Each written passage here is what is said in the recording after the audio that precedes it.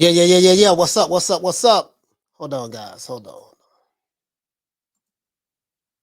Yeah. What's up? What's up? What's up? It's our boy Coach Malachi Williams in the building. We back. New minute today, USA Boxing. We are back. We are back. We are back. I just had to make sure that I had the sound going through the roadcaster.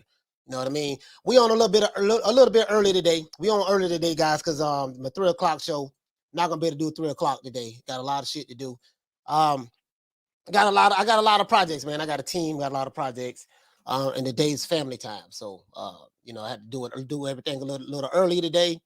We're not gonna be on long, but we're gonna be on long enough to address everything that happened with the fights. Um, bro, I'm not gonna lie to you, man. Even though we didn't have any huge fights yesterday, but we had some good ones. We had some good ones, fam. The Derek Chisora, of course, we didn't go live for that fight. We went live right before it to do the predictions.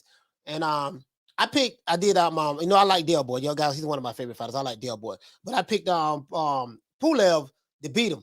And probably like a 12-round decision. I said, man, Del Boy gonna get tired. I figured that too. I figured that Pulev will probably stop him from his being fatigued and stuff like that. And even though Del Boy was stumbling over throughout the round when he was throwing them haymakers and missing, he was stumbling over.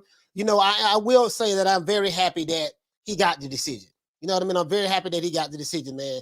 I'm not even gonna sit here and lie to you in front, man, because he really deserved it. He really deserved it. Del Boy don't been on the rough end of a lot of controversial decisions, non-decisions that just a lot of close stuff. And it's because he was never probably really the house fighter and stuff like that. But let me tell you what I love about you, you brothers and sisters in the UK. You guys in the UK, man, let me tell you something, man. Like, I just wish that Del Boy has 12 losses. There's not a fighter in America that I can think of that can fight in their state or city that can have 12 losses and headline an event like the O2 Arena. The O2 Arena holds like 40, what does it hold? Like 20-some thousand people, guys? 20-some thousand people? The O2 Arena, I don't know how many. I think it holds 20,000 plus. We'll just say 20,000 plus. I don't know a fight in America that can do that. Not one. 12 losses. Especially no black fighters. You know what I mean? It's just not going to happen. And for me to see that last night and to see the overwhelming support of all of the people in the audience from the UK, in London, who supported this man, was just so happy. Everybody was on pins and needles. Like when they was reading the scorecards, they were like, okay, god damn, boy. Oh, man, it's a split decision. And then I think they rated 116 to 112 Pulev, right? 116 to 112 Pulev. And everybody was like, oh, god damn. And then they read Derek Chisora's card. I think it was like 114, no, 115, 112 or something like that. Or something like that. 115 113 or something like that. I don't remember exactly what it was. And then when they read the last card, it was like they held Del Boy hand. I was like, man, it was like relief. It was like a sign of relief. Let's give everybody a round of applause.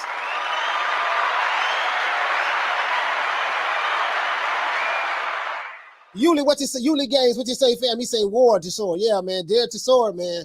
Hey, Manny G, what's going on, fam? The one Mr. Ham with the lick read. Yeah, man. He said what he said, coach with a fresh cut. It feels good to still have hair now, early and late 40s. Yeah. Oh, yeah, for sure. Yeah. He said, ¿Qué anda, coach? Saludos. Hey, what's going on, fam? What's going on? Talk to me, man. Talk to me, Tupac 13. ¿Qué anda?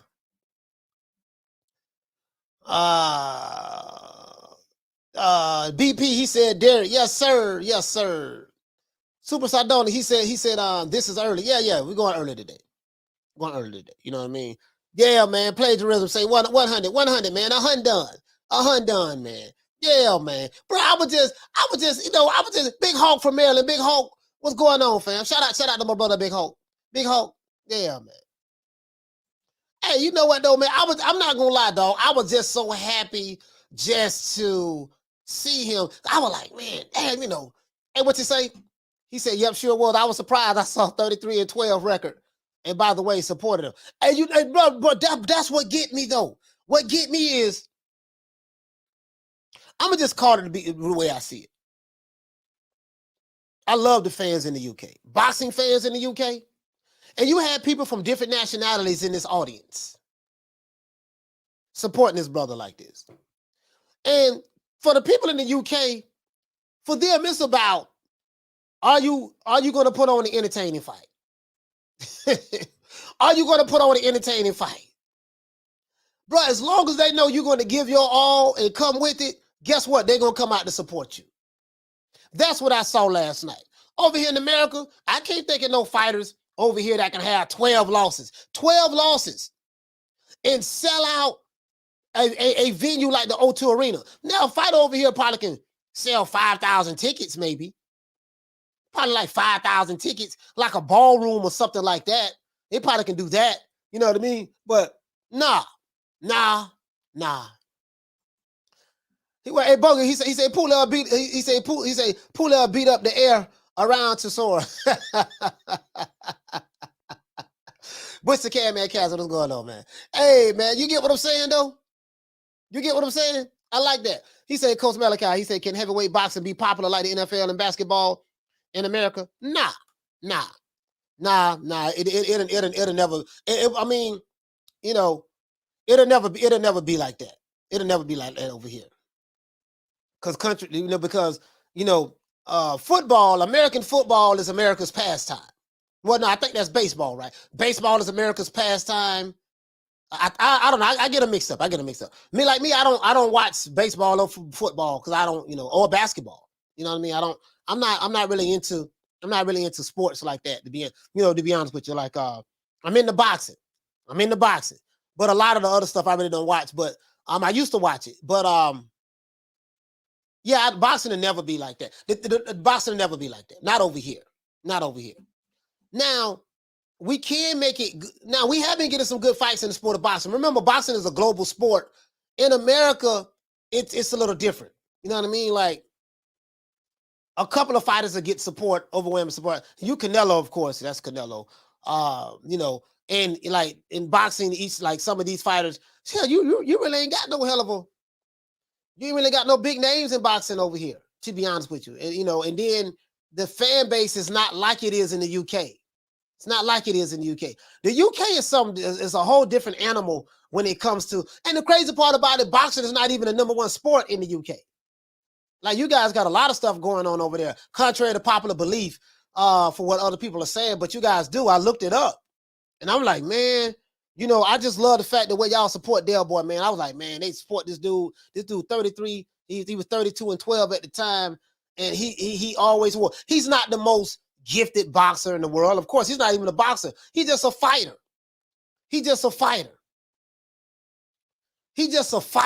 That's it. He's going to come forward. He's going to throw those haymakers. He doesn't really have any defense, to be honest with you, but he's coming forward. He's going to throw those haymakers, and he's just going to fight. He fights through fatigue. This guy, Del Boy, looked like he was tired in the 5th round. I said, oh, man, he tired. It ain't no way he going to make it to 12. I honestly thought that Pulev was going to stop him. I say, man, he ain't going to make it to 12, man. This dude tired already. Bruh, he fights through fatigue, everything.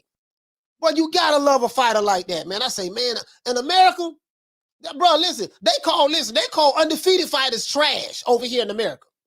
Online. Oh, man, he trash. The dude undefeated. Oh, man, he garbage. You know what I mean? Because it's so, I don't get it, though. It's just, I can't even explain it. Like, I can't even explain it, bro. Like, I can't explain it. He said horse racing and boxing used to be big time in America. Yeah, I mean, I'm not saying that they were not big time, but they was never bigger than football. It was never bigger than American football or baseball. It was never that. You know what I mean? It was big. Of course, it was big, but I'm saying I think the brother was saying in comparison to like football, American football and baseball, it was never bigger than that. But we had those are the heydays, man. It's just a new day today, man. It's just a new day today. Bogey, what you say? He said people were excited. It wasn't it was an entertaining fight. Yeah, it was an entertaining fight. Yeah. Bogey, it was an entertaining fight, fam. It was an entertaining fight. Yes, it was. That's facts. True. He said, Coach, the UK showed support for their fighters like the UFC are showing support here in the US. Yeah. You're right about that. Because over here in the UFC, they support Nate Diaz. Nate Diaz got about what, 10 losses, 10, 11 losses? They still support Nate, boy. Nate come out, they know he's not the most, and Nate fight through fatigue. They're not the most,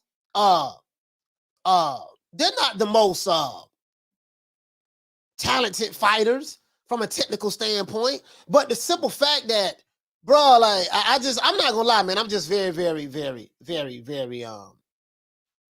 I'm just very at all. Like, damn, this dude got, bro, over here in America, you have fighters who are undefeated get trashed by their own people.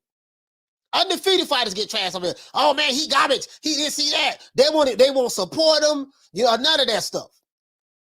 In the UK, Derek Chisora has 12 losses, and he's selling out the O2 Arena. Selling out the O2 Arena. Come on. It is what it is.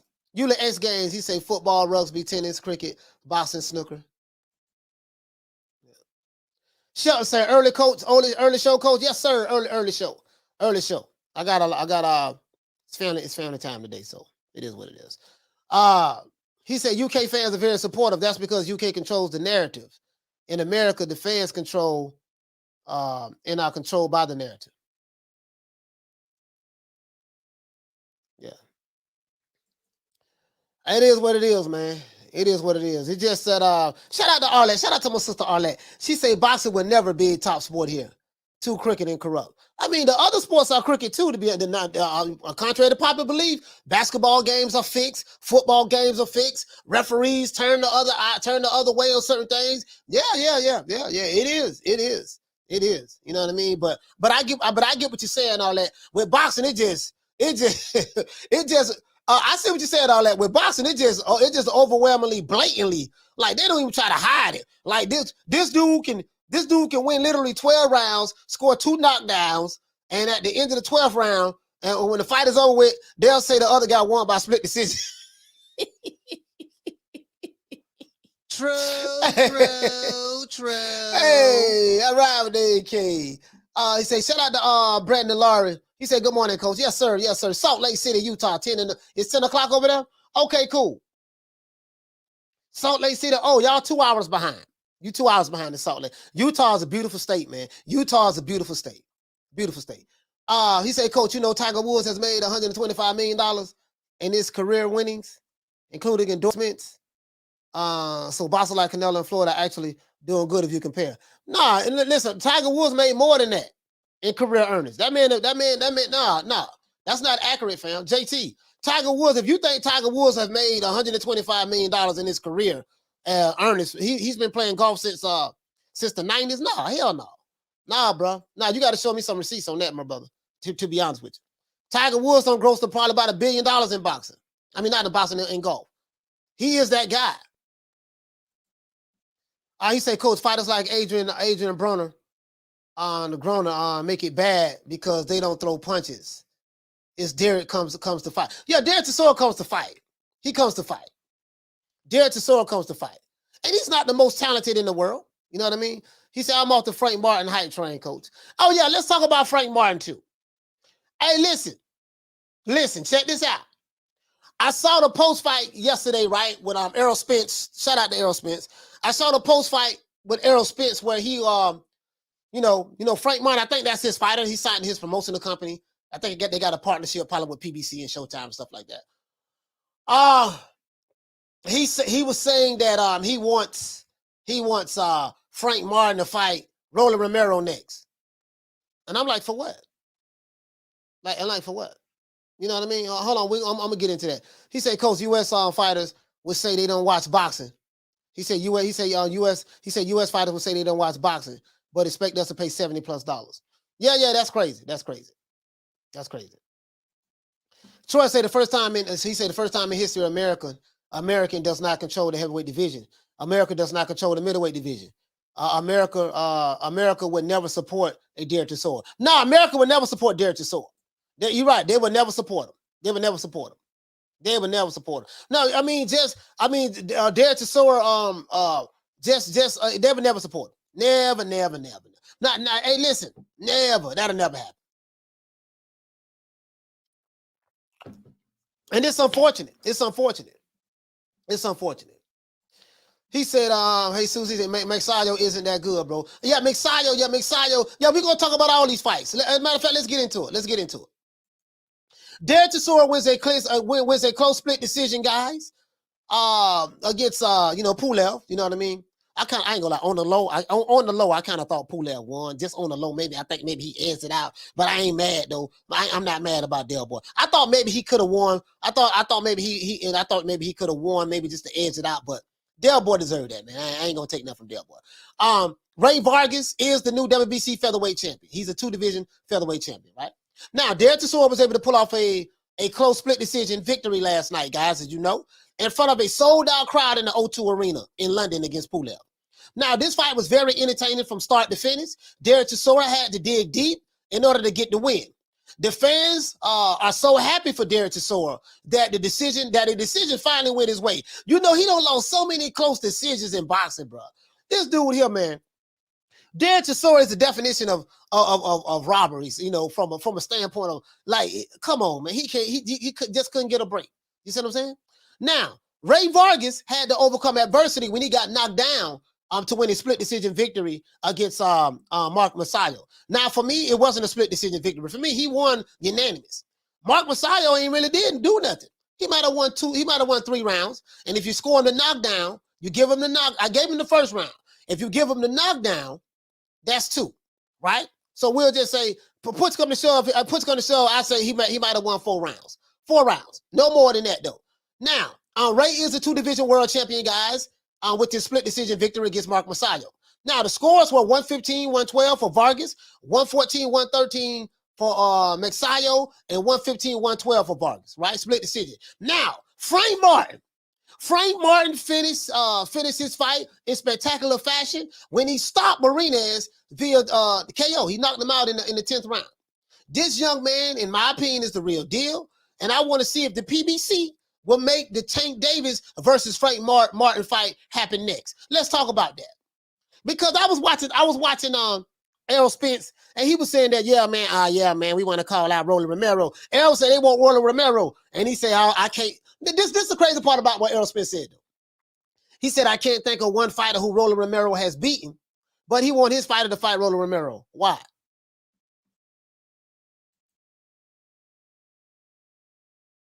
Why? He said only a selected few of us get his Wilder pay-per-views. Why? I think Frank Martin is so good that he should be fighting Tank Davis. Guess what? It's an easy fight to make. Both fighters on the same side of the street. Both fighters are PBC. You see what I'm saying? That should be the fight to make. Rolly Romero's not on this boy's level. He's not on Frank Martin's level. Rolly Romero's claim to fame is he trolls on Instagram and he got knocked out by Tank Davis. That's his claim. And he's a trash talker. He got knocked out by Tank Davis. True. And as a matter of fact, I'm finna hammer it home even more. I'm fixing to hammer it home even more. Let's go to Box Rec. I'm finna show y'all what I'm talking about. I don't want to hear no, man, see, he ain't ready. He need more experience. No. If Rolly Romero, hold on, let's see.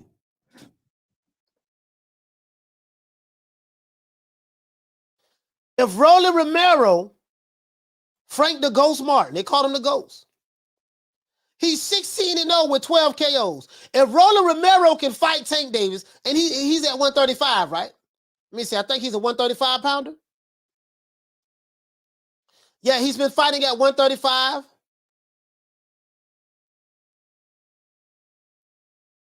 Hold on. Yeah, he's been fighting at 135. Between 135 and 140. He's been fighting between 135 and 140. He made his debut at 148 pounds. So between 135 and 140, this where he fights at. This where he fights at. Guess what? He said, what you say? He said, I think Frank sleeps rolling. Of course. And this is why Errol Spence want to make that fight. But why make that fight? Why not make the Frank Martin versus Tank Davis? Guess what? If Rolly Romero had 14 professional fights when he fought Tank Davis, if Rolly Romero was ready for Tank with 14 professional fights in the judo background and trolling on Instagram, guess what? Frank Martin is ready for Tank with 16 fights. He said Coach Errol wants Martin to fight Rolly because Rolly is a draw. Whether his resume is trash or not, he sold that Tank fight. Yeah, but you know what? You know what? Some people will argue differently though, Dean. Some people will argue differently. Hold on, wait. Wait a minute, wait. If you're saying that Coach want him to fight, or you say Errol want him to fight Rolly because he's a draw, then what is Tank? Is it Tank a draw? Dean, isn't Tank a draw? Tank, as a matter of fact, many will argue, I mean, Rolly helped sell that fight. He did help sell that fight. But the fact of the matter is, Tank has a built-in fan base. They gonna come see him fight a Rock. I can announce a fight right now. Now, this is my BCA, right? I can say right now, Tank Davis is gonna fight this cup of amino acids right here at the Barclays Center. Guess what? It's gonna be sold out. It's gonna be sold out. So, if that's your argument, my brother, Earl wanted to fight Rolly because he's a draw. And I'm like, if you look at what did Rolly do prior? What did Rolly do prior to fighting Tank Davis? He ain't sold out nothing. You get what I'm saying? So they need to put him in there. They need to put him in there with Tank. He need to be in there with Tank. I would love to see that fight. I want to say, you say Esau Cruz versus Martin. Yeah, I would love to see Esau Cruz versus Martin. That's right. True. Yeah, I would like to see Esau Cruz versus Martin, fam. I would like to see that. Yes, sir. Yes, sir. That'll be a good fight. I get what you're saying, Dean, but you know, the counter argument to that is just put him right in there with Tank. I think he's ready. Shout out to Al Money. Salute to you, fam. I think he's ready. Reese Mack in the building. What's happening, fam? You say, because Rolly brings attention. And it's sort of a step-up fight for Martin, too. No. He need to fight Tank Davis. He need to fight Tank Davis. Rolly bring attention. I get that, but he gonna get all of Tank Davis's fan base watching him. Now, see what we doing. See this what we doing. This what we doing. Oh, shout out to my main man Mark Nash. Salute, Mark. He said, is it fair to say Derek Chisora is the UK equivalent of Gabe Rosado here in the US? Many exciting fights, lost a lot of close decisions, except Gabe could never sell out in the arena right here in the O2. Yeah. You know what? Yeah, I would go for that. I would go for that. Yeah, Gabe can't sell out in the arena. I would go for that. Yeah, I would go for that. What you say? You say Tank is a huge draw and a big risk. Man, look here, man. Look here. Understand what I'm saying, fam. If you're going to make the argument to me that Rolly Romero should fight Tank Davis, a dude with 14 fights, you say he was trash, you say he was garbage, you get what I'm saying? I'm just a fan. He trash, he garbage, he just here to sell a fight, so he helped sell a fight, he get knocked out. Now we don't hear nothing about Rolly Romero no more. That Rolly Romero train has left the building, right? Guess what? If Rolly Romero was ready for Tank Davis, Frank Martin is ready for Tank Davis. True. See, that's the problem. No, we don't. You can't be picking. See, we got to pick and choose. We got to pick and choose when we want to be gangster. No, we can't pick and choose when we want to be gangster. Sugar Ray Leonard fought Benitez at a young age. No, we can't be picking and choosing when we want to be gangster now. I'm not saying that's what you're doing, my brother. I'm not saying that's what anybody in the chat doing. But you get what I'm saying, though? Why is... And I get it. I understand why. I'm asking the question I already know the answer to. I already know the answer to this question. You know what I mean? And you guys are right. They're looking at Rolly as a step up. They probably going to promote the fight. This is Rolly Romero. And I'm not going to lie. This is how you promote it. He said, yes, Tank is a draw, but he sold that fight hard with his trash talk. Yes, he did. But prior to that, Tank did good numbers in Atlanta when he fought Mario Barrios. And that was no trash talking there. You get what I'm saying, my brother? So, listen. So what y'all saying is this. So let me put it this way. Because Sheldon, I'm gonna drop the link. He said if Martin doesn't stop Marinez, that fight is a draw. Martin is not what they say he is. No, I don't know about that. I don't know about that, Sheldon. I don't know about that, Sheldon. No, that dude good. No. This what I don't want to do.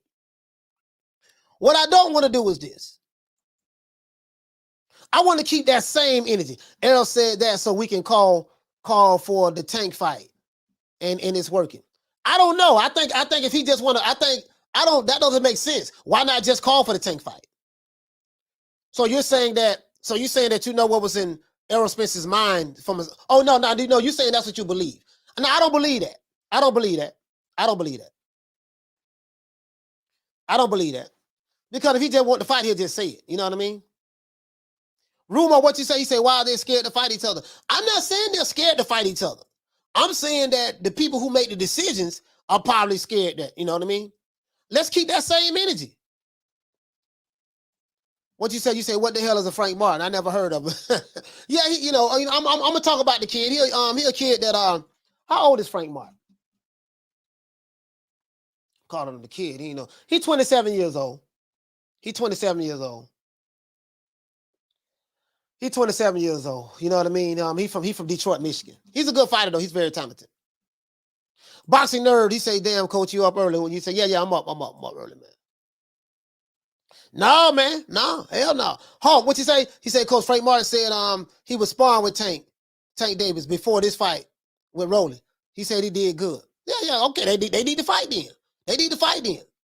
Bro, let me tell you something. Stylistically, I would love to see that fight. That boy Frank Martin got some damn good feet.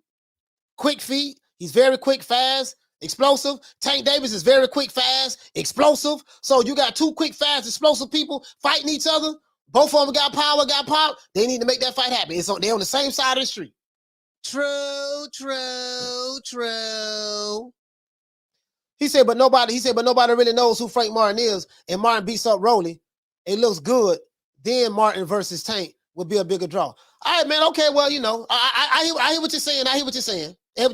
That sounds like hey, didn't nobody know who Rolly Romero was? Didn't nobody know who Rolly Romero was prior to Tank Davis? Ain't nobody know who he was. Yeah, boy. I don't know, boy. I'm hearing some. Boy, hey, boy, it sound like some of y'all shaking like booty meat over there, boy. It's like, I don't know about that there, man. No, we don't want to make that fight. Not right now. That's too soon. No, man.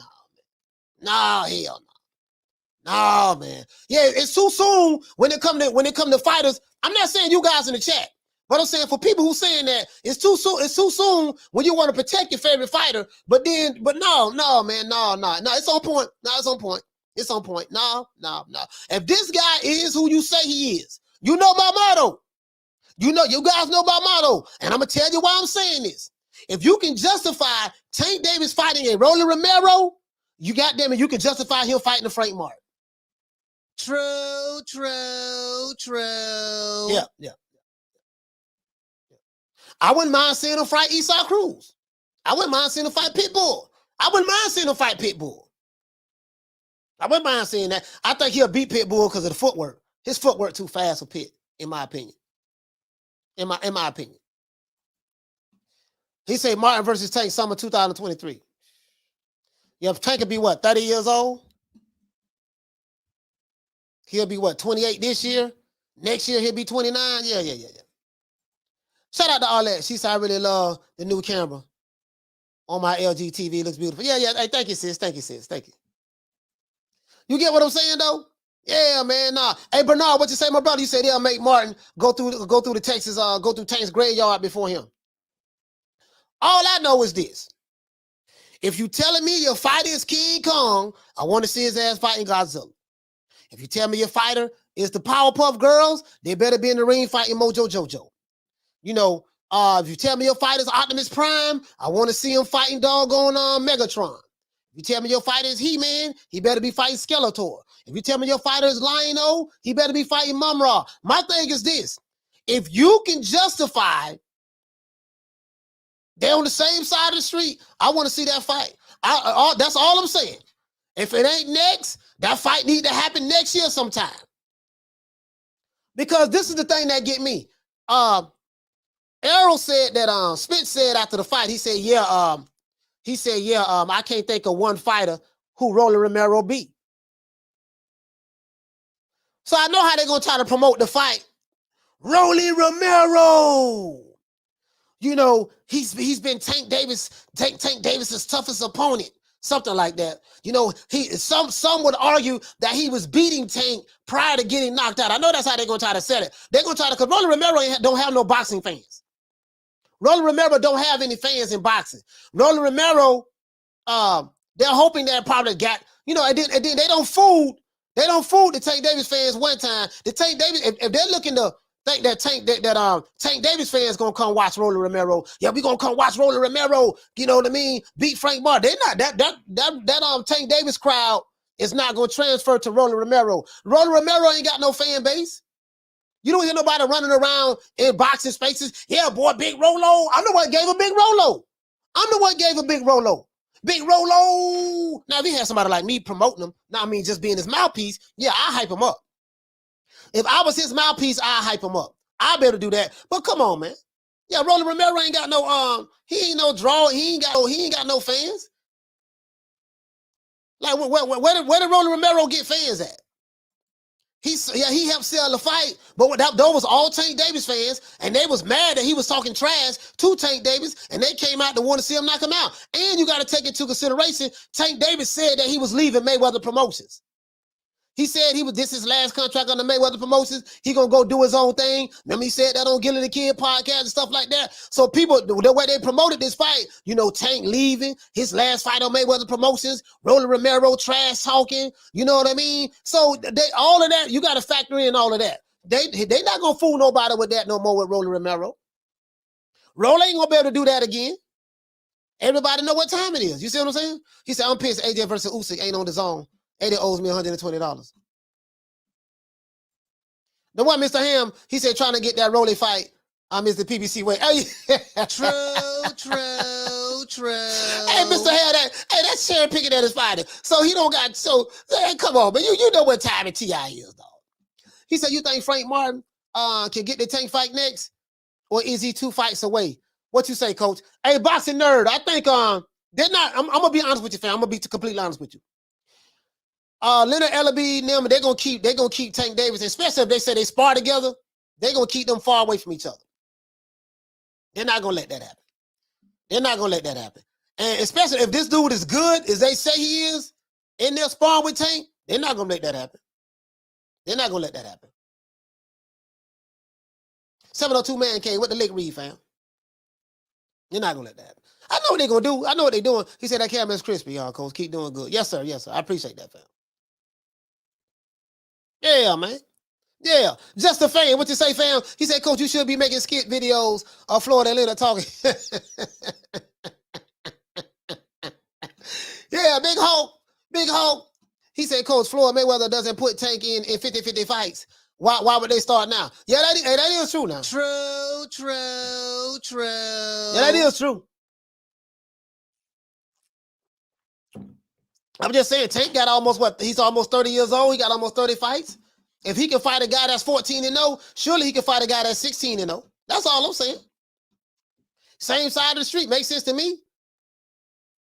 What you say? You said, I think Rolly's mouth and attitude help get him to the spotlight a lot. Yeah, but what spotlight though? Like what spotlight? Not the boxing spotlight. Rolly Romero, no one in boxing look at Rolly Romero Reese Mack as a boxer. They look at him as a troll. That's it. He can't box. Literally, he can't box. He said Rolly trying to get the Mexican fan base. He'd be like, I love Mexicans like Pitbull. I'm just saying, man, like Frank Martin don't need to be fighting no Rolly Romero. We don't see that. And as Frank Martin is as good as they say he's just as good as Tank Davis, if not better. If that's the case, and we see what happened when Rolly got knocked out by Tank, what you think Frank Martin gonna do to him? He say at the age Tank is now, Sugar Ray Leonard had already fought Duran twice and Tommy Hearns. And that's true. True. Yeah. Shout out to Shell. He said, I respectfully disagree, coach. Martin needs work. Marinez took the fight on 9 days' notice. Frank should have ended it earlier. Well, Marinez is a good fighter. But he's a good fighter. You know what I mean? But still, Frank Martin need to be fighting Tank Davis next. A fight Pitbull. If you can justify Rolling Romero, we can justify Frank Martin. That's all I'm saying, Shell. That's all I'm saying, my brother. You know me, man. I don't believe in protecting no fighters, man. We ain't throwing them in the witness protection program. He said Marinez beat Rolly back. Marinez beat Rolly, and Marinez got robbed. Marinez beat Rolly when I was 2 fights ago. He fought Tank. He fought a fight 3 fights ago. 3 fights ago, Marinez beat Rolly. He got robbed against Rolly Romero. So the dude who beat Rolly and got knocked out by Tank, we want Frank Martin to fight him. Rolly Romero ain't no draw. He say Rolly signed with Money Mayweather. Yeah, he signed to him, but shit. I'm telling you, fam, listen. The man is known for trolling. You don't hear nobody talking about Rolly Romero in boxing. When they talk about Rolly Romero, they say he looked retarded. They say he looked slow. They say he looked like he rode the short yellow bus with the dark tinted windows when he went to school. They say he got he's a troll on the internet. They don't say nothing about his boxing skills. They don't say nothing about his footwork. They don't say nothing about his fan base. They don't say nothing about his ring IQ, his ring IQ, his hand-eye coordination, his ring IQ. They don't say nothing about his footwork. They don't say nothing about his feints. They don't say nothing about none of that. When they talk about Rolly Romero, they talk about trolling. They say he's slow. They say he don't know how to speak. They say he got Down syndrome. That's what they talk about Rolly Romero. So can't nobody tell me this dude got fans in boxing. He ain't got no fans. Everybody knows that. He say if Ryan Garcia knock out Fortuna next weekend, it's Tank versus Garcia. Listen, that you know what? If Leonard Ellaby, Braden, if Leonard Ellaby and Oscar De La Hoya is smart, they'll make that fight. That is the fight in the lightweight division. That is the fight. That's the fight, fam. True. Shout out to Kevin C. He say entertainment. Yes, sir. Jay, what's going on, fam? Salute, Jay. Salute, Jay. What you say, fam? He say, if they don't make the fight within a year or so, I wonder if even PBC fans may turn their backs on Tank. No, they ain't turning their backs on Tank. Remember, Tank fans is Floyd Mayweather fans. Tank Davis's fans is Floyd Mayweather fans. And so, as long as Tank Davis stay loyal to Floyd, he'll have a fan base. If he ever turns his back on Floyd, he won't have a fan base anymore. So he's good. He's good. Bernard, what you say, fam? He said you made good points, coach. Same side of the street is always good to go. He say, well, Martin's the fight then. Yeah, you know what? Another thing, Bernard, though, check it out though. Because I forgot all about Ryan Garcia. The Ryan Garcia fight is the fight to make for Tank. The only thing is the Ryan Garcia fight is the fight to make for Tank. But I just don't trust like Leonard Ellaby. I don't know if you can trust De La Hoya and Garcia. Ryan Garcia known for pulling out of fights. Will he fight? Will he pull out the fight? I don't know. He pulled out of 3 fights last year. He had an opportunity to fight Devin Haney for the WBC strap. He pulled out of that fight. So Tank Davis have 4 Mayweather fans. And if Tank Davis has the casuals, Tank Davis has the urban market. He has the hood. They're going to come out to see him fight. His demographics is black, overwhelmingly black. If you look at the people who showed up in New York, look at the people who showed up in Atlanta when the Tank Davis fight, everybody looked like me. I'm not saying ain't a couple of Mexicans sprinkled around and a couple of white people sprinkled around. I'm not saying that. You get what I'm saying? But overwhelmingly, so Tank Davis has the urban market. And he has a segment of black fans that's from the hood. That's who he has, thanks to Floyd Mayweather, right? Ryan Garcia has the social media.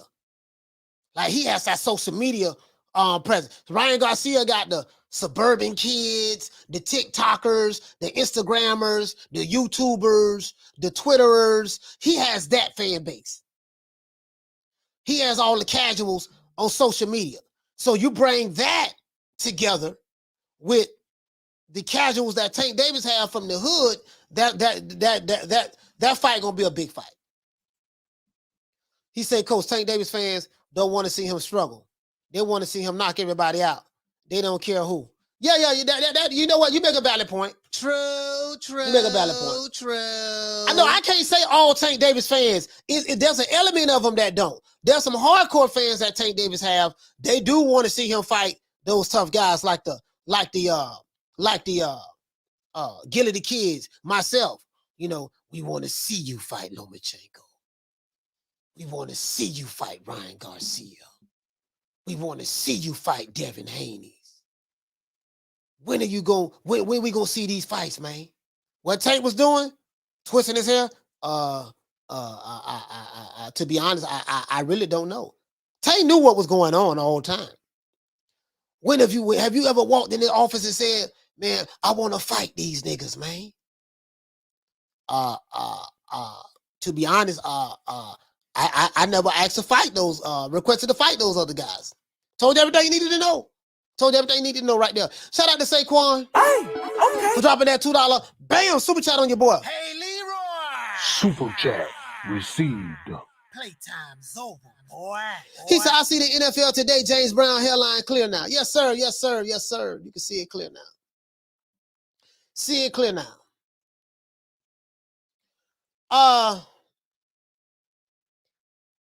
What you say, fam? He say Ryan could have fought Devin Ortega. Yeah, he could have fought both of them. He could have fought both of them. He could have fought both of them. Could have fought both of them, fam. Down from the bar, there's a platform stage. People pimping, sharp as razor blades. What you say, JM? You say Ryan's presence on social media has gone down.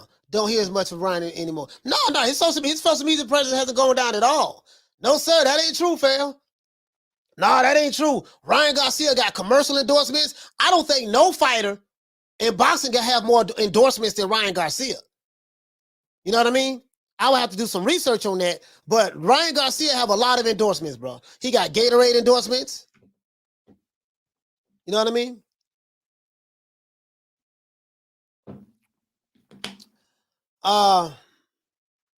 Shout out to Food Revolution. He said, I don't think Garcia will pull out of a fight with Tank because the humiliation it would cause if he did. You know what? I hope you're right.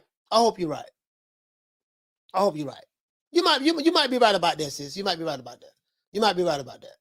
Al Powell, you say Ryan basically like a Jake Paul. He actually fights boxers and not but not the top ones. You know, the crazy part about Ryan Garcia is a good fighter. He is a good fighter. You know what I mean? He got a nice check left hook. He is a good fighter. But sometimes these fighters, they need something. A lot of times, when you want to see a fighter go to the next level, they're going to have to fight a fighter that's going to bring the best out of them. Like what I do like about Derek Chisora, he always digs deep. He know he has to dig deep in order to get a victory because skill-wise, he doesn't have the skills of a real boxer. Derek Chisora is just a fighter. You know what I mean? But but his trainers, you know, you get the best Derek Chisora that you got. He digs deep. And some of these fighters, they're not, when you so used to, like, fighting the easy fights and cherry picking and stuff like that, you're so used to doing that and not fighting any tough fights. We really don't know what the fighter has because he hasn't been in a situation to where he had to overcome adversity. Adversity brings out the best in the individual, in the fighter. Shout out to my sister Arlette. She said, I think Floyd is jealous of Tank. He knows where Tank's career is going, and he knows it isn't to the Hall of Fame. Why would Floyd be jealous of his fighter? I don't understand that. I hear people saying that, but why would he be jealous of Tank? Like, Floyd Mayweather, like, he's a legend. and that's his fight. You get what I'm saying? And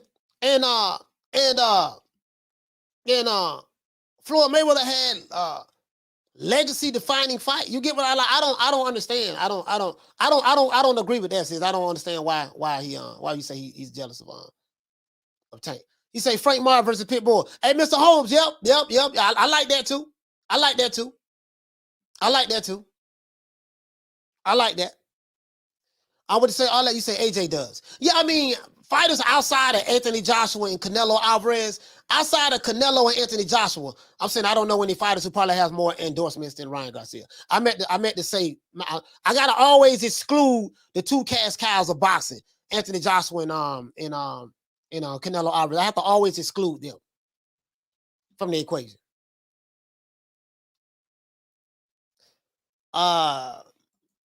What's your way? He said Coach doesn't have a James Brown sportscaster hairline unless Coach wears a wig. Nah, this ain't no wig here, fam. Ain't that wig about this. This my hair. Some of these dudes, they have an infatuation with me. So I would love to see what Saquon looks like. What you look like, brother? Nah, I'm just bullshitting. Let's see.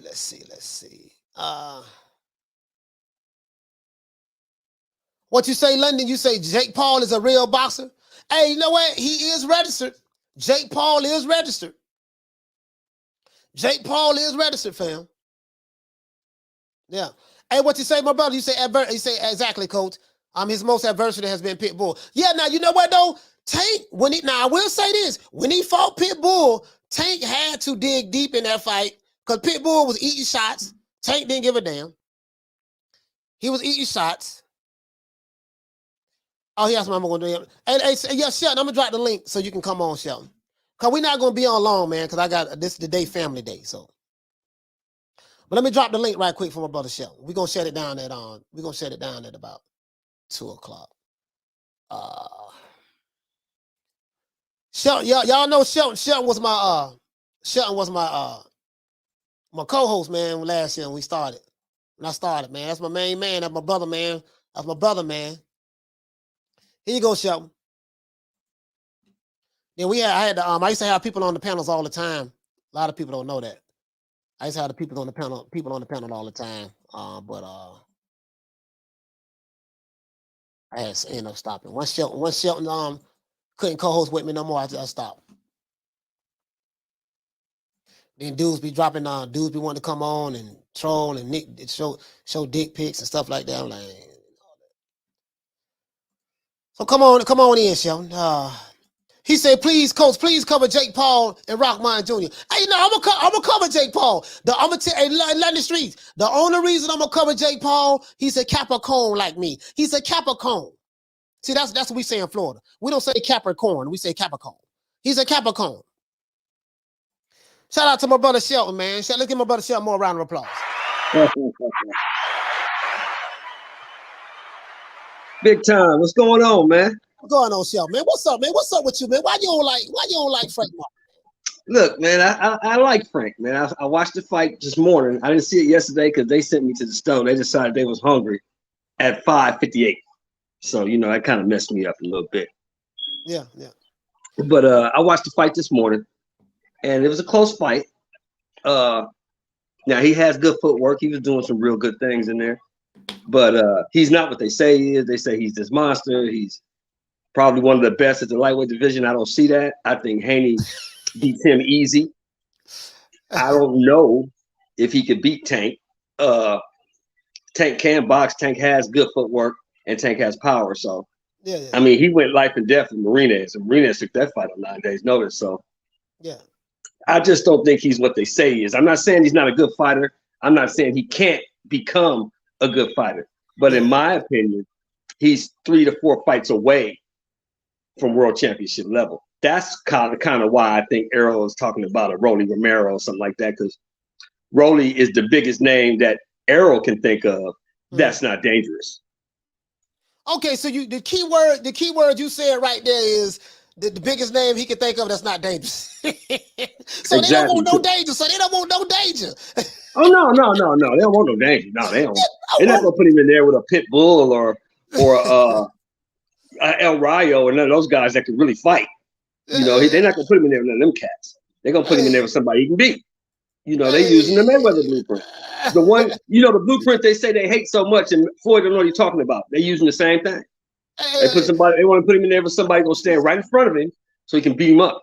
Because what messed him up this morning, I watched the fight this morning. But what messed him up last night was the fact that Marinez was moving and using that jab. Did you see that? Yeah. Marinez moving the jab, but Marinez is a good fighter, man. I'm not gonna lie, man. That was a good test for Frank Martin. Marinez is a good fighter. Marinez is a good fighter. I can't even lie, dog. He's a good fighter, bro. Yeah, I agree. Shout out to Misfit. I agree wholeheartedly. But you know, the build up in the week, because you know they only started talking about this fight like a week ago, Coach. Am I right? I don't even know. I didn't even know he was fighting this weekend. They only started talking about this like a week ago.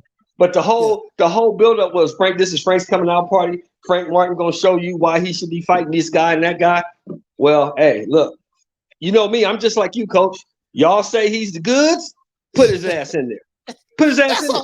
That's all I'm saying, dog. That's all I'm saying. See, hey, listen. Now I got this from this my brother. Now this my brother show. Now we this is my co-host, man. This is my main man. This is the main man right here. Show. We used to say this all the time. The worst thing you can do to me is brag to me about your fighter.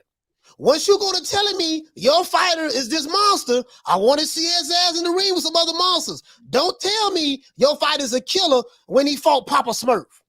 He don't beat Papa Smurf, and you're basing how good he is. You're telling me how good he is based on him beating up Papa Smurf. You saw what he did to Papa Smurf? Yeah, but okay, but you told me he was Godzilla. Why he ain't fighting King Kong? Or why he not fighting Mothra? Or we don't need to be, but you know, you tell me that in one breath, and then when I ask you why he not fighting these tough fights, you want to put barriers. Oh, well, that dude ain't fought nobody. He got to do this. He got to do that.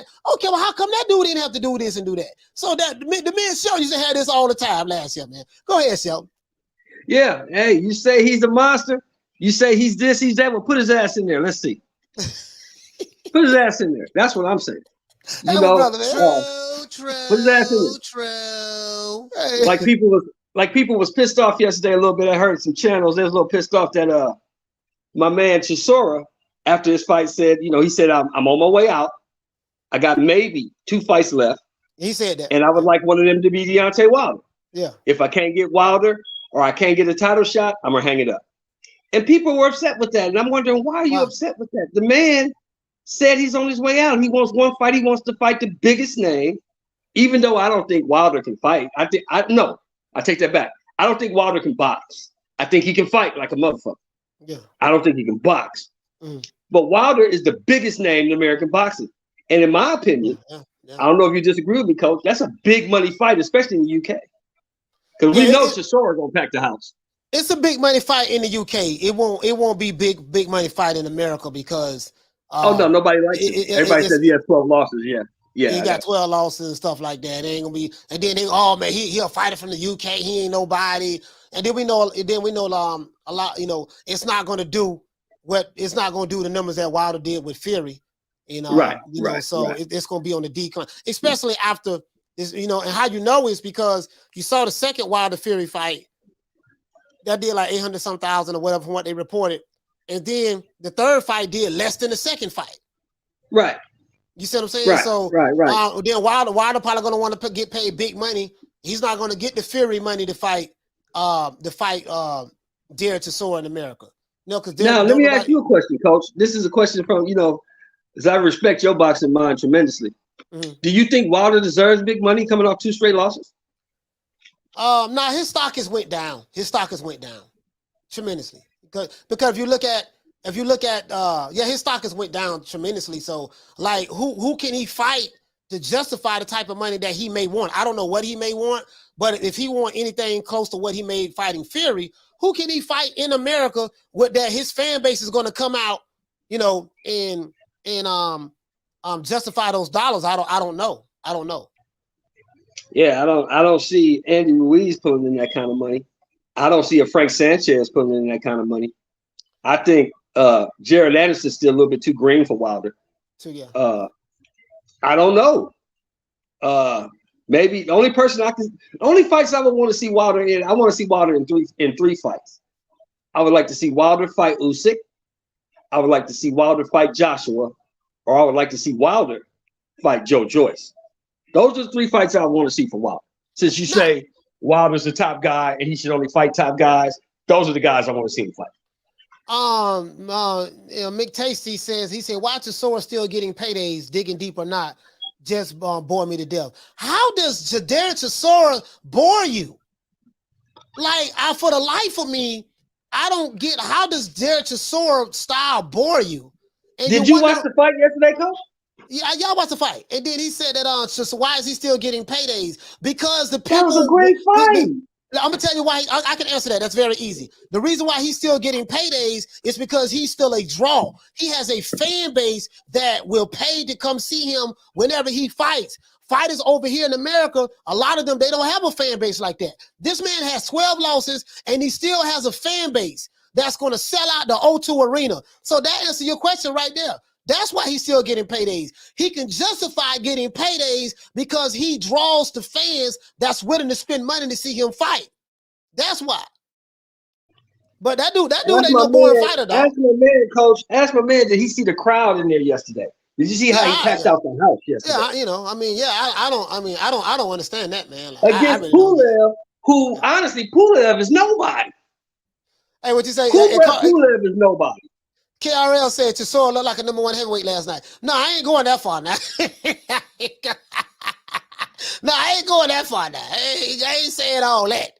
I'm just saying, but the man is a draw. Shout out to Butch Cassidy in the building, Butch Cassidy. The man is a draw, period. If you a draw in your respect to wherever you at, you know what I mean? You got to respect it. You ask why, look, the people support him, that's why. Look at Pulev. Look at the guy he fought yesterday. The last time we saw Pulev, he was on the Triller card. Yeah.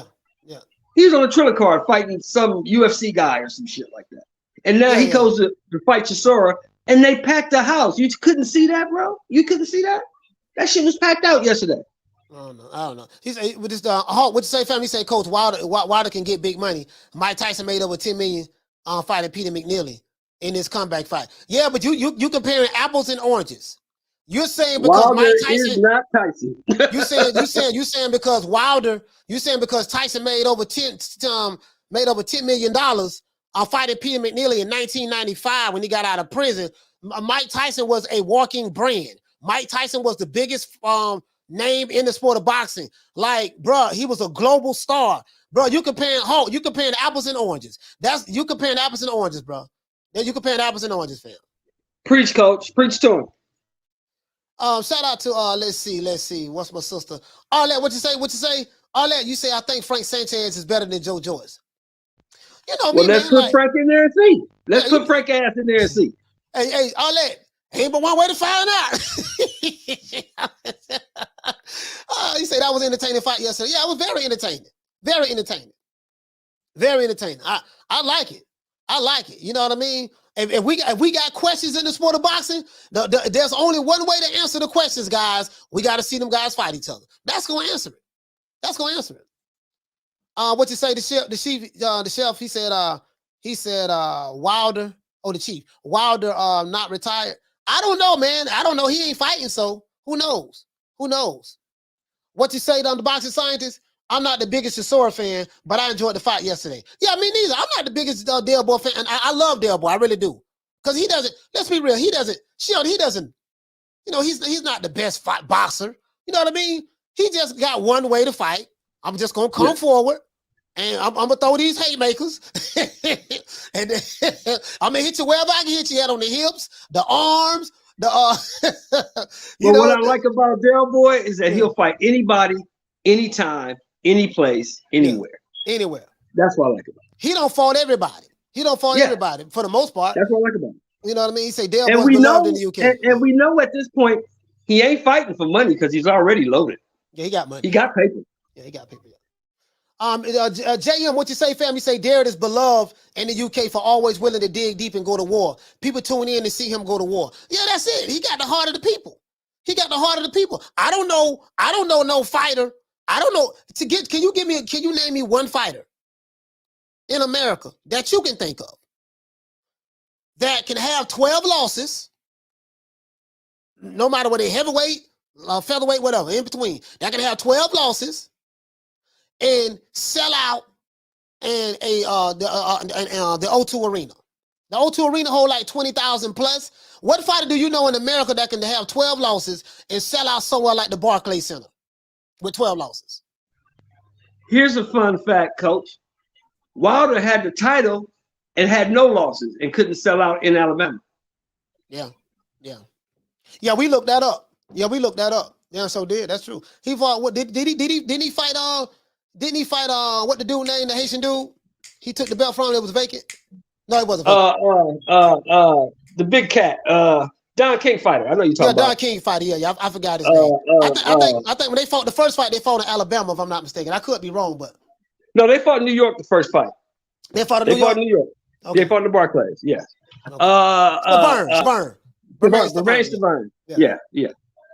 And he couldn't sell out that in his home state, and he had the belt and no losses. Yeah. So Del Boy got 12 losses, and he sells out a 20,000 seat arena. Come on, man, you got to see what's happening here. Is there any fighter that you can think of that can do that in America? Can you hear me, Shel? Me? No, Yeah. Hell no. You can't sell out if you got 2 losses. Shit. Hey, you got dudes undefeated can't goddamn sell out. As a matter of fact, shout out to G Funky. G Funky, what's going on, fam? He said, better be careful, Coach DB, and say he gonna sue anyone using new man. I ain't. Hey, G Funky, I'm not even entertaining that. I don't talked about that yesterday, fam. I'm not even worried about that, fam. I don't want nobody. As a matter of fact, I don't want nobody telling me what another nigga don't say. I care nothing about that. Tell them to do it. Tell them that. Yeah, Coach is a little bit smarter than you think, G Funky. He made this whole thing up. He took care of business. Believe that. Yeah. I ain't worried about that. Hold on. Caller, what's your name? Where you calling from? Hey, Coach. I just wanted to make a fast comment. I can't really type, so I just wanted to say something to somebody in the chat that was comparing Mike Tyson to Wilder. Yeah, you talking about Hulk from Maryland, yeah. Hello? Yeah, I hear you. Go ahead, sis. No. I mean, am I on the air? Yeah, you're on the air. Oh, okay. Well, I just think that's an insult to Mike Tyson right there, because Mike Tyson, well, I'm from New York, so you know, and Mike Tyson is a New York person. Mike Tyson was already a phenom at age 20, before the age of 20. Mm-hmm. Wilder's how old? He'll be 37 now, and you can't, he didn't do, I mean, come on, he can't even hold Mike Tyson's jock strap.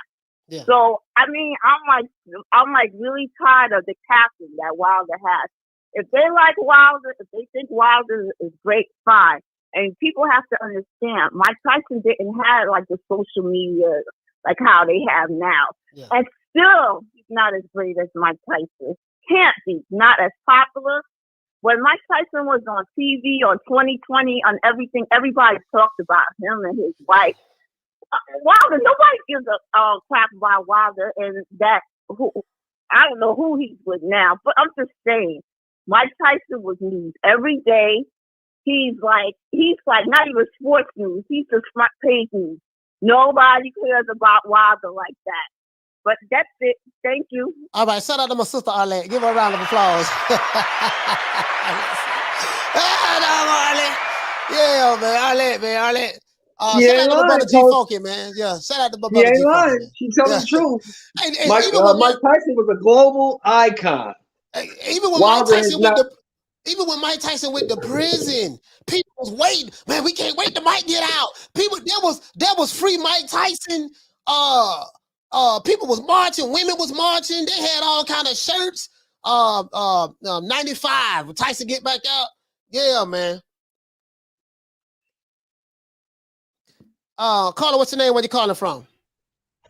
Coach, how you doing? This Hawk, Coach. Hawk, talk to me, man. Talk to me, man. You making these Mike Tyson comparisons, man.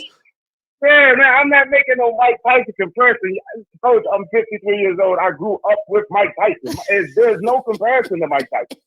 There's absolutely no comparison to Mike Tyson. I'm not crazy.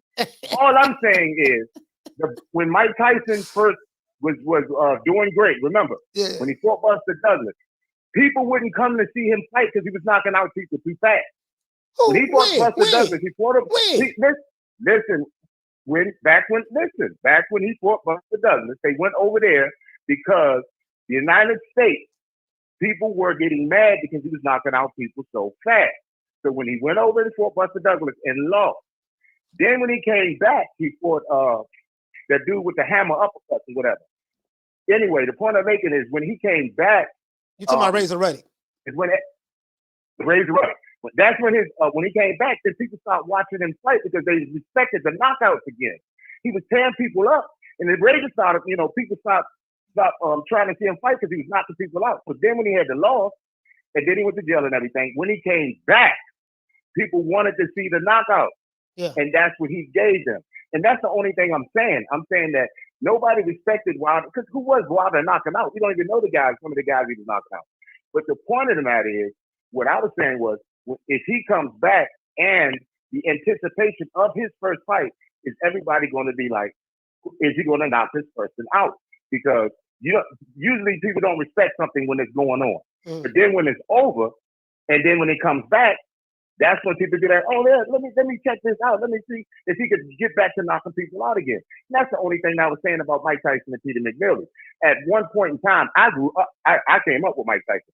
People weren't paying this. They didn't want to see him fight because he was knocking people out before you sit down in your chair. When this was? So that's why his fight. That's when he went to fight 1990, 1989, 1989. He was taking people out. He had just knocked out what's that dude's name? One shot. I don't remember, bro. I don't remember a time where people didn't want to come see Tyson because he was knocking people out. Tyson had Mike Tyson punch out all that time. This man was no. You get me wrong. You're getting me wrong. I'm not saying they didn't want to see him. I'm just saying that the pay-per-view, because back then it was pay-per-view stuff, and Mike Tyson ended up over there in Japan because they didn't want to buy the fight here in the U.S. That's why him and Buster Douglas was fighting in Japan, because he didn't want to fight. They didn't want to see him. They weren't paying the money. They didn't want to pay the money to see him over in the U.S. That's the only reason he was in Japan. They didn't want to. He was knocking people out too fast. So when he came back, he started making big money again because everybody said, "Oh, let's see these knockouts now." They wanted to see it again. I think Don King took the fight to Japan because they was paying the most money. I don't think it had anything to do with. Correct. Exactly. But they over here in remember he was coming up in Vegas. They did not. The fight did not sell over here in Vegas because Mike Tyson was knocking people out too fast. You need to go back and check it out. Yeah, I gotta do some research. Yeah, I gotta do some research. Yeah, Mike Tyson is my guy. That's the number one player. Only thing I was talking about was people might respect Deontay Wilder. Might not respect. People might want to see the knockout. So I'm saying his first fight back, if he pick somebody and he go to fight him, and everybody gonna be anticipating the knockout, he will sell a lot of tickets in his first fight back just to see if he's gonna knock people out. It's the curiosity. Because they saw it before. They want to see if he can do it again. No comparison to Mike Tyson. Ain't no comparison to Mike Tyson. Oh, okay. All right. Well, we'll see. We'll see how that if he come back. But please go check that out. Please go back. Yeah. I'm That's why Mike Tyson had to go over there. I'm gonna definitely check that out. I definitely got to check that out, man, for sure. Shout out to Hawk though. Yes, that's for sure. Shout out to Hawk. Hey, Coach, let me get your opinion on my man Magsayo, because I was talking to people leading up to this fight, and I told everybody that would listen that Magsayo's not that good, and this guy's gonna beat him because he can't box. Let me get your thoughts on Magsayo. Come on, Magsayo. I'm not gonna lie. I thought Magsayo was going to win. I thought he was gonna pull it. I thought he was gonna win before the fight started, because Rey Vargas was moving up in weight. And I said, yeah, man, I think Magsayo, probably stylistically, I had no idea.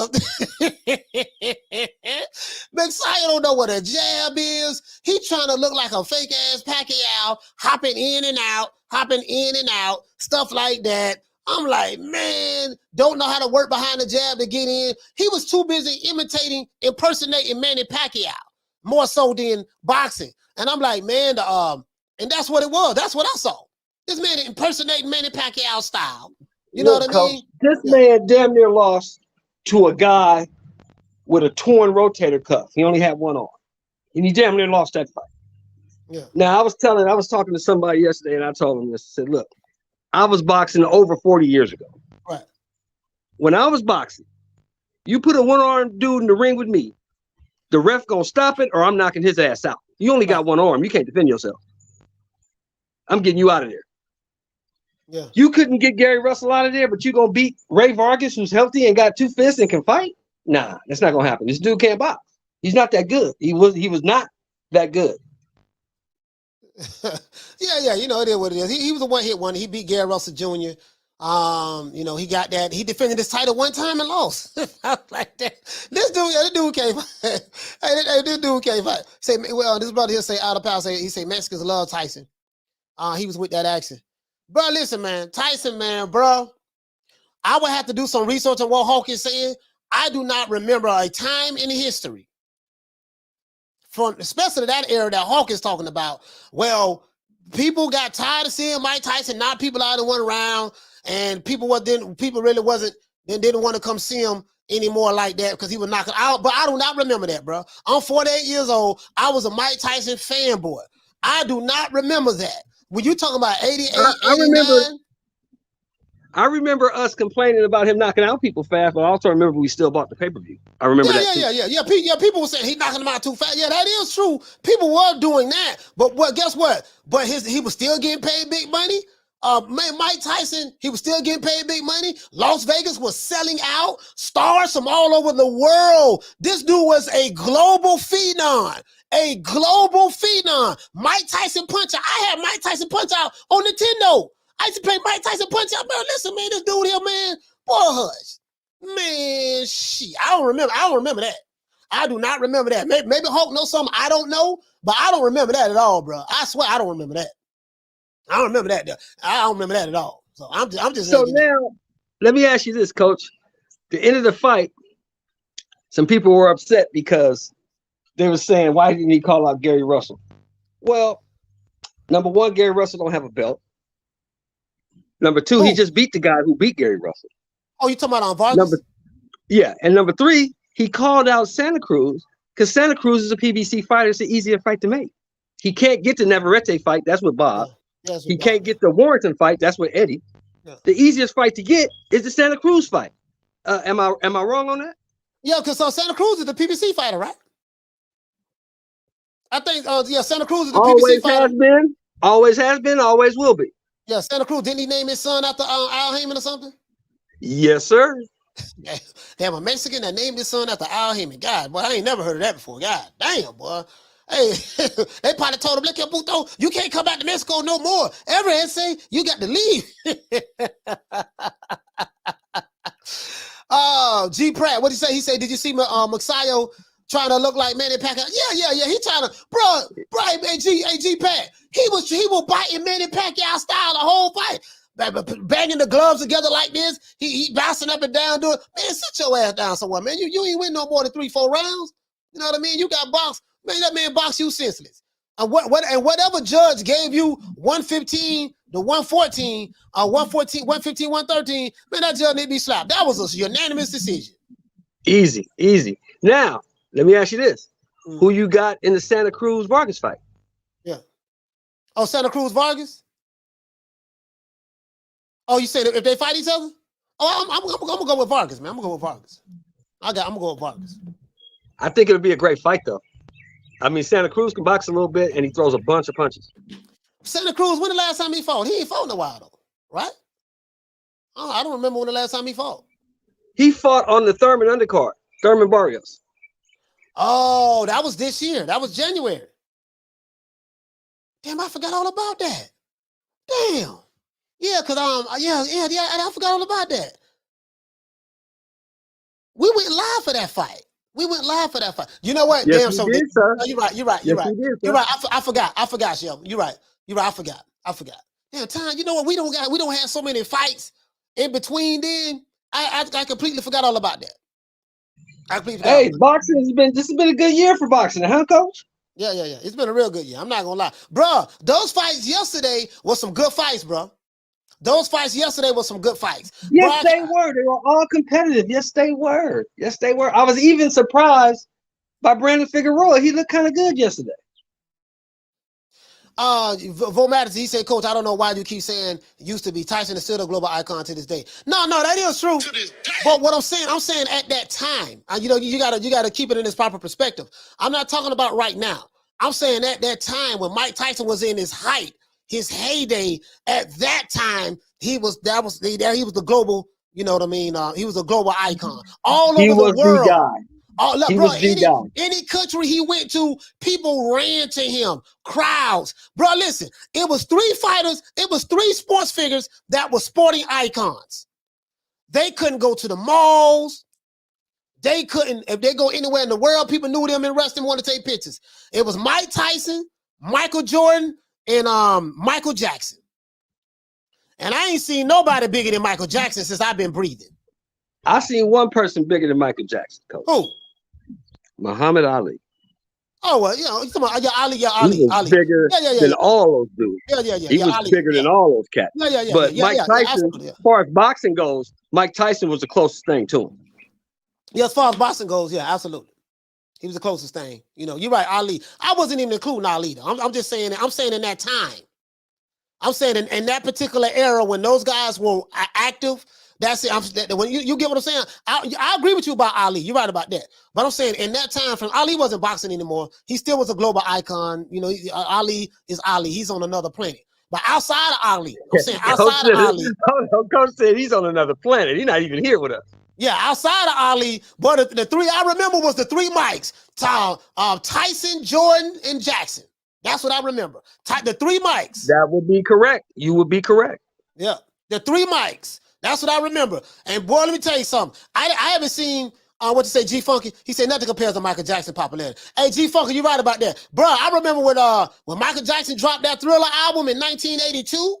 I think it dropped December 82.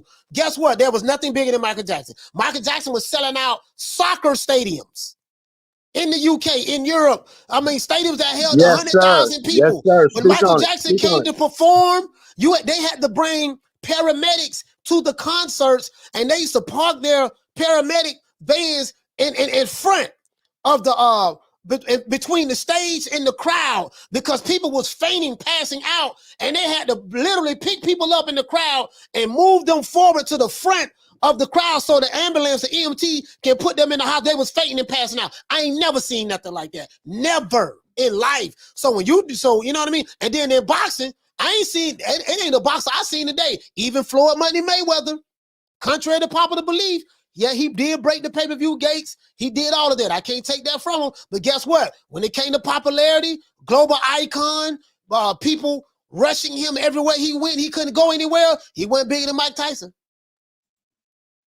He went bigger than Mike Tyson. Well, no, he went bigger than Mike Tyson. Yeah, did he break the pay-per-view records? Yes. Did he coin money made? Yes. Is he 50-0? Yes. When Floyd, with all of that, when Floyd at the height of his career and Tyson at the height of his career, popularity-wise, global icon, there's no comparison. True.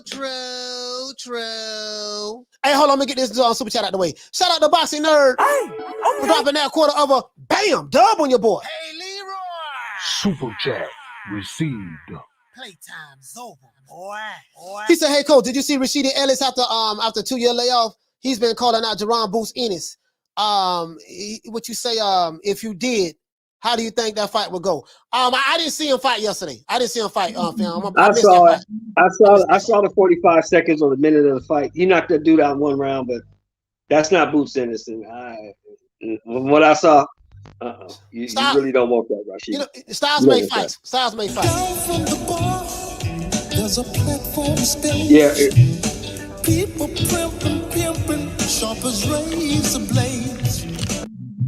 Yeah, man. Yeah, Rashid, you don't want that, Coach. You don't want that. Yeah, styles make fights, man. Styles make fights, man. You know what I mean? But I'm just saying, bro. Like I don't, man. You know, but so there's no fighter. There's no fighter to me. There's no fighter to me. Like Wilder can come back right now. Guess what?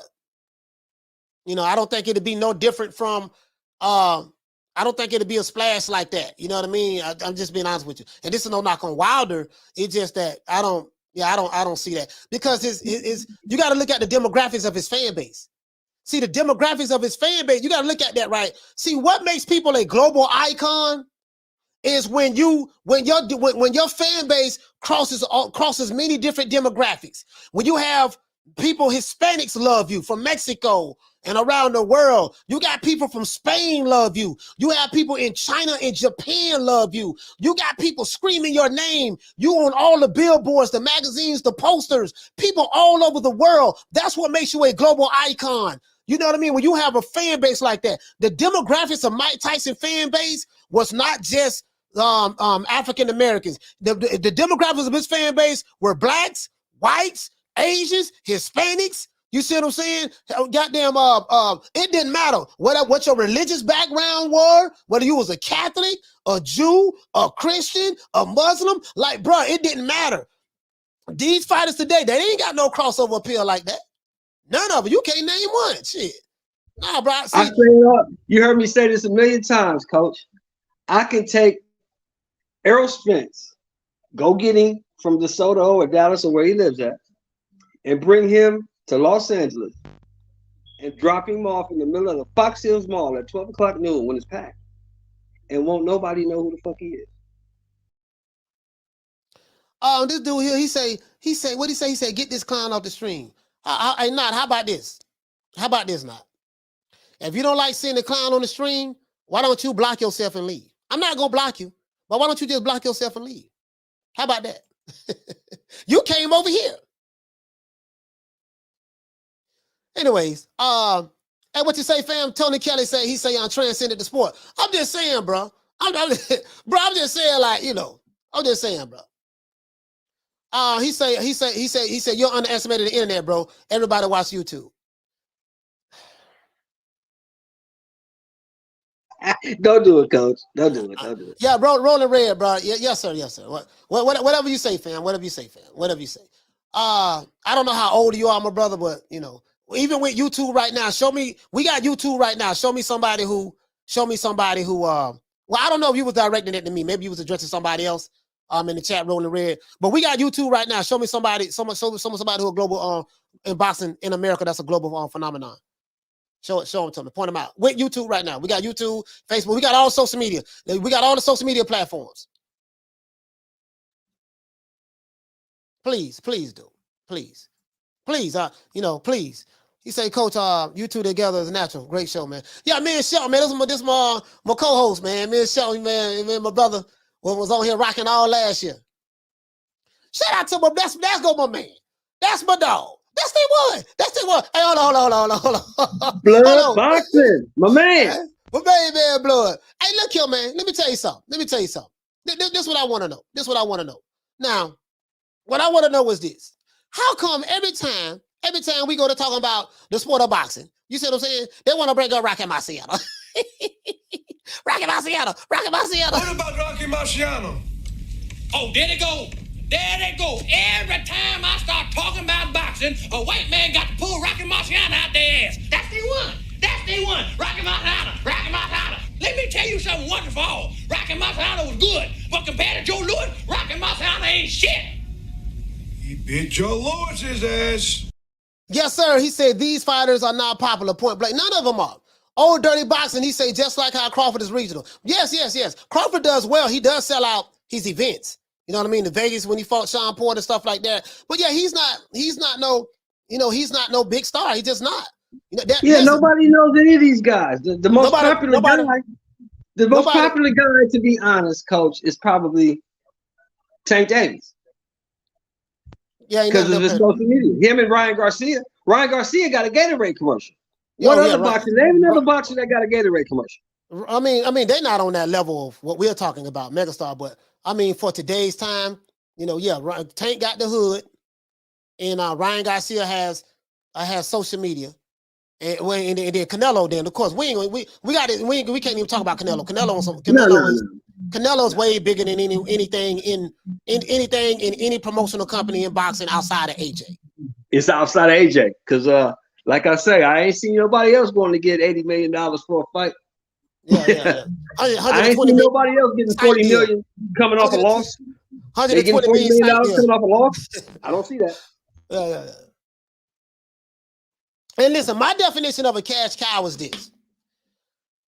This is my definition of a cash cow.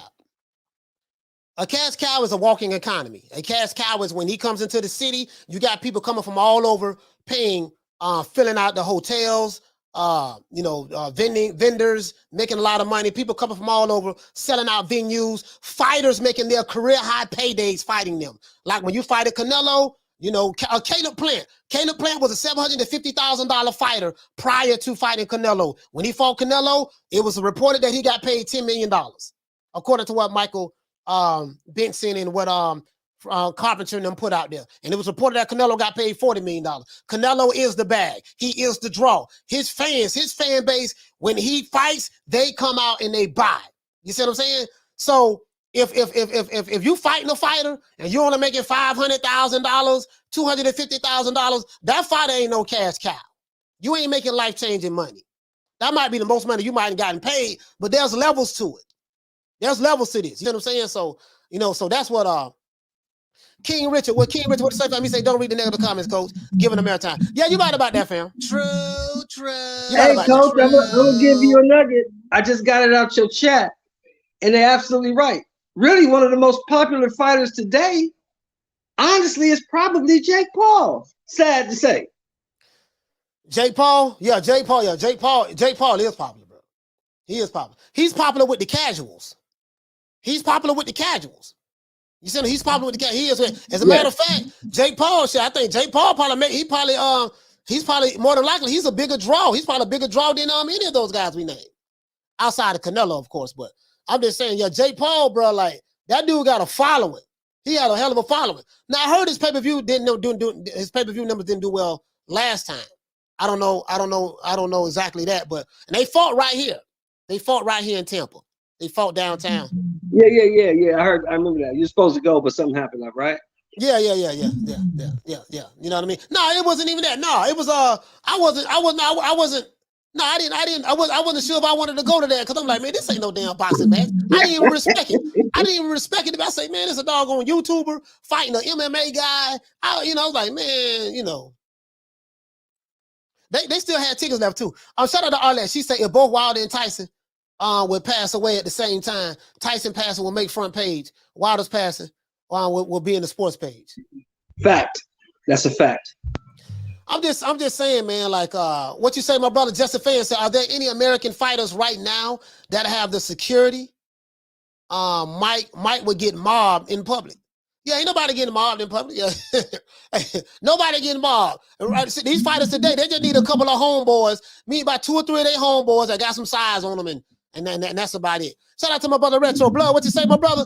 You said when Ali fought a few times, 50% of all TVs was tuned in to Ali during the fight. Hey, bro, that is true, bro. That's a fact. That's a fact. Yeah. That's a fact. Global phenomenons. Bro, Yes. right now we got just hood popular fighters. He popular in the hood. He popular on certain YouTube channels. He's popular in the hood. But there's no, and I'm just saying that's just the fighters today. You know what I mean? And you would think that they would be a lot more popular today than back then, because today you have the new age of the media. You got new media, which is social media, digital media. You have websites now. You have just all kind of different forms of media platforms that's out there right now, podcasters and stuff like that. And you would think that, okay, that would transcend into them taking them to that next stratosphere. You see what I'm saying? But I think the problem is this. This is the problem, Shelton, that I see. Back then, Ali was a people's person. Ali was the people's champ. Ali went around. He talked to every media outlet. These fighters today, they don't like doing interviews, like Terrence Crawford, Errol Spence, Tank Davis. They'll do some, but when they do them, it's like, the interviews be kind of boring. They don't really want to be there, to be honest with you. There's no energy, no enthusiasm. There's none of that. So they don't understand, like, when you're trying to brand yourself and become that big global guy, you have to do, you got to make your media rounds. You got to go talk to the people. You got to go to the cities like Ali did. You know what I mean? He go to Zaire. They talk about some Ali, Boumaye, all that stuff there. He running with the people. He talking. He did interviews with white media, black media, Hispanic media, Asian media. He did all of that. Like a lot of these guys, you want to be popular and known and tell everybody you this superstar, but you don't even follow the blueprint that those who came before you who were superstars, you don't even follow the blueprint that they laid in order to become a superstar. Y'all too cool for interviews. Now you don't want nobody in your face, this and that. When you walk, you ain't nobody mobbing you. You know what I mean? I just don't. And people don't understand that when Ali was in his prime, when he was in his heyday, when he was the guy. He was the most hated guy in boxing. Yeah. People hated Ali. And as he always said, I don't care if they come to see me win. I don't care if they come to see me lose. Just pay to get in. Just pay to get in. just come see me. As long as you come see me, that's all that matters. Long as you come see me, that's all that matters. You know what I mean? What my main man say, all publicity is good publicity, baby. You know what I mean? He say, Don Key, because Larry Holmes was mad. Don, I don't like the way they talking about me in the paper. He say, Larry, you looking at it all wrong, baby. He say, as long as they talking about you.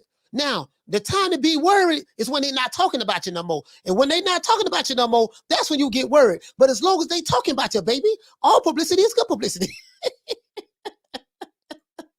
That what Don King say. He say boxing world recognition is based on knockouts.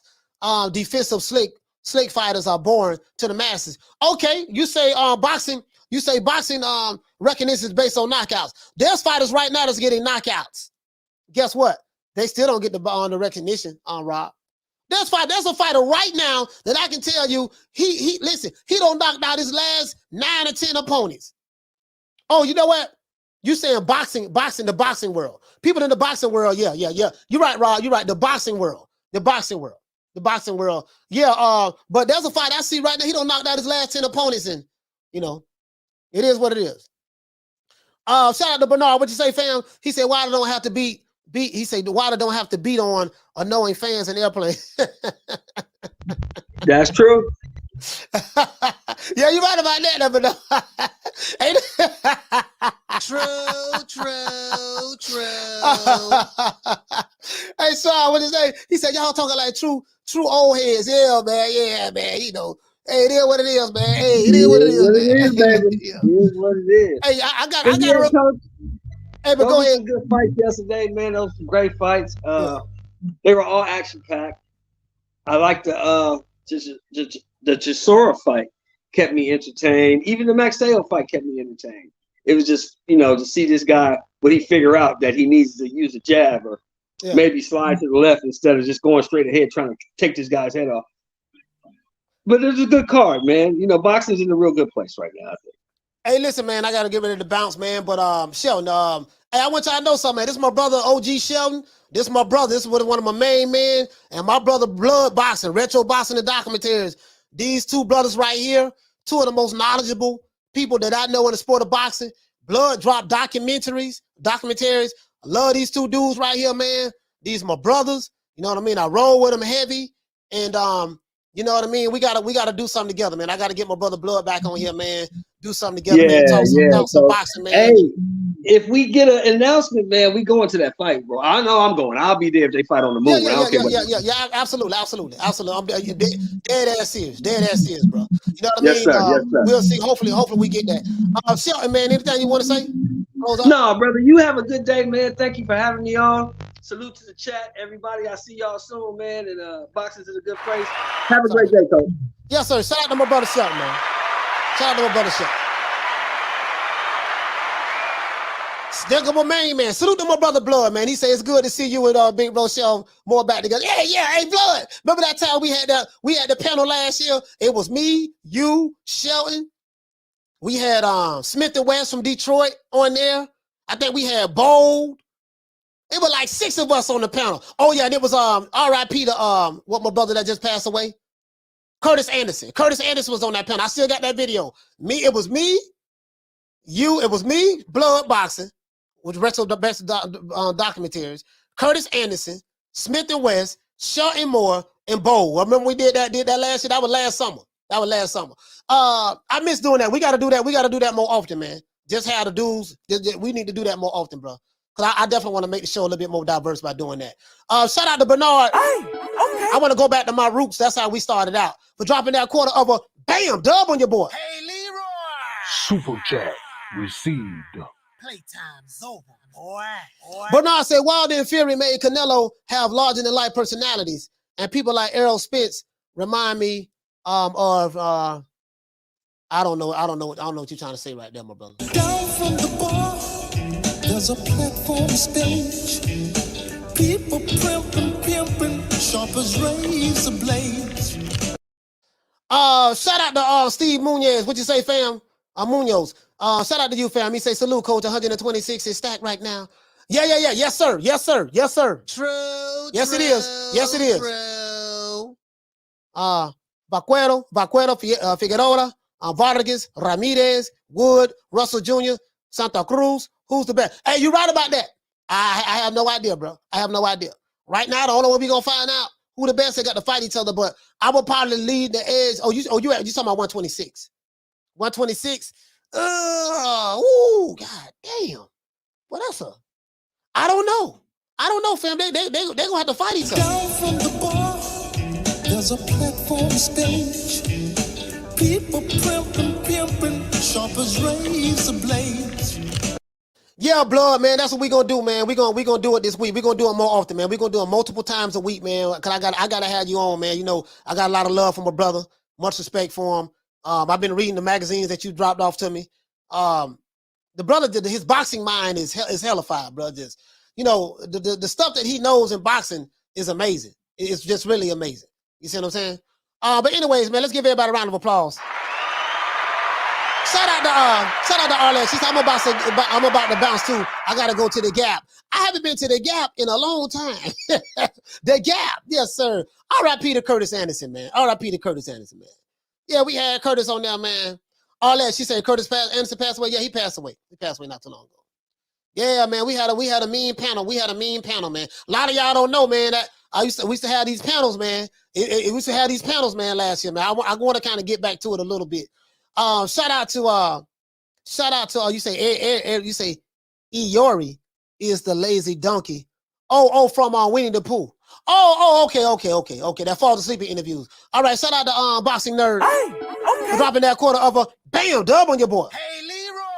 Super chat received. Playtime's over, boy. You saying Eeyore? Yeah. You know what? I used to watch Winnie the Pooh too. That's one of my favorite cartoons. Down from the bar, there's a platform stage.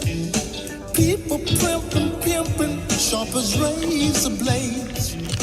It is what it is. Let me go ahead and give everybody a shout out. Shout out to my brother Retro Boss in the documentaries. Hey, okay. Shout out to my sister Arlette. Hey, okay. Shout out to Al Booger. Hey, okay. Shout out to Boxing Nerd. Hey, shout out to Old Daddy Boxing. Shout out to my brother Shelton Moore. Shout out to Goldie the Pimp. Goldie the Pimp, what's going on, fam? Hey, okay. Shout out to KRL. Hey, shout out to Ahmed. Hey, shout out to Lil Green Eyes P. Hey, shout out to McTasty. What's going on, fam? Hey, shout out to my brother A. Sneed in the building. Old Daddy Boxing. The Boxing Nerd. Shout out to LaShawn. Shout out to Goldie the Pimp again. I'm saying the same name. Shout out to Tony Kelly and the boys. Shout out to London Streets. Shout out to Bernard Burton. What's going on, fam? Hey, shout out to Rob, Big Rob in the building. Shout out to Stiff Jabs. Shout out to Rockman. Rockman, what's going on, my brother? Shout out to my brother Rockman. Salute to you, fam. Hey, shout out to Reese Mack in the building. Shout out to Big Hector Garcia. Shout out to the boxing historian. The boxing historian. What's going on, man? I gotta get you on here too, man. I gotta put the panel together with me, the boxing historian, blood boxing, and Shelton. That's what we're gonna do. And we gonna do that. Yeah, man. Shout out to the boxing historian, man. This brother right here knows a lot about the sport of boxing as well. I got a lot of love and respect for the boxing historian. He's more one of the even keel guys on social media. I know I'm more kind of a live wire, and I do rub people the wrong way. That is true. I do admit that. I do admit that. And some people feel some type of way about me. There's nothing wrong with that because I do kind of rub some people the wrong way. And it is deserving. I do acknowledge that. But boxing historian, this guy here, man, is absolutely, he know his stuff. He really know his stuff. Boxing Gyms is another guy as well. Shout out to all of the boxing content creators, man. Everybody, man. Fred Barbershop Conversations, LDBC, non-LDBC, whoever out there, man. My brother, Jules from Ring IQ, Sporting Icons, just everybody, man. Retro boxing documentaries, scrapbook boxing. If I forgot your man, goddamn it, Punch Perfect Boxing, whoever, man. I don't give a fuck. Just shout out to every goddamn body, man. You know what I mean? It is what it is, man. We gonna keep making it doing what it do. I'm gonna do what I'm gonna do over here, man. I'm gonna do what I'm gonna do over here. Y'all know that. Ain't nobody stopping nothing over here. Shout out to KRLB. What's going on, fan? Out of pile. It is what it is, man. Hey, look here, man. We going live tomorrow night on the show. Got a new show tomorrow night. Midnight Conversations is a new channel that I have. You know what I mean? As a new channel that I have, Midnight Conversations. It's grown folks conversations. It ain't got nothing to do with the sport of boxing. It's a non-boxing related channel. So if you're looking for boxing, this is not the channel. This is the promo. We will be going live tomorrow night at 8 o'clock.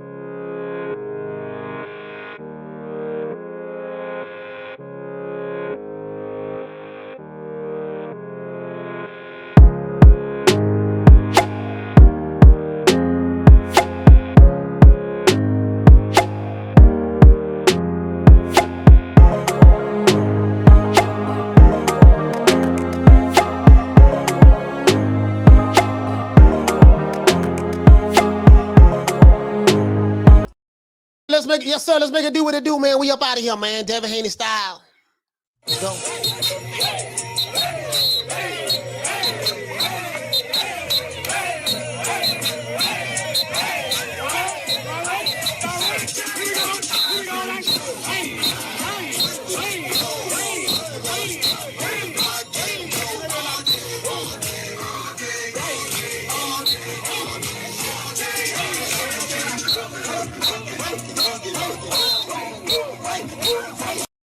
Hey, man, I'm going to see you guys tomorrow night. Tomorrow, 3 o'clock Eastern Standard Time. You know my motto. Don't meet me there, beat me there. Peace. Man, I'm out of here, bro. Let's go.